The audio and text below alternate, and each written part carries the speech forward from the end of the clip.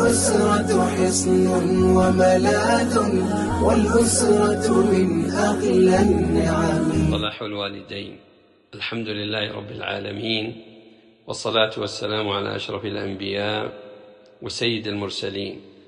أوصى النبي صلى الله عليه وسلم باختيار الزوجة الصالحة والزوج الصالح، فقال: فاظفر بذات الدين تربت يداك. صلاح الوالدين هو الطريق المختصر لصلاح الأبناء. لماذا؟ لأن الوالدين هم القدوات الحية، وهم النبع الزلال، وهم مصدر الإلهام في حياة الأبناء. وبقدر نقاء هذا النبع وتدفقه وقوة تأثيره تكون الثمرة يانعة بإذن الله تعالى.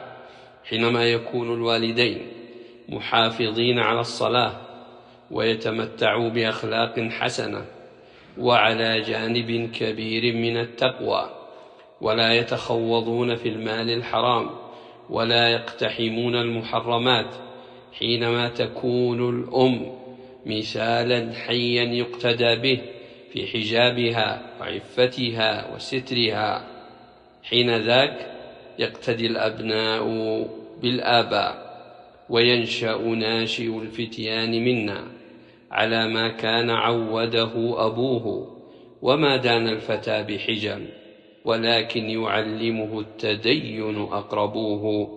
اللهم احفظ أسرنا وأبناءنا، وصلى الله على نبينا محمد. الأسرة حصن وملاذ، والأسرة من أغلى النعم.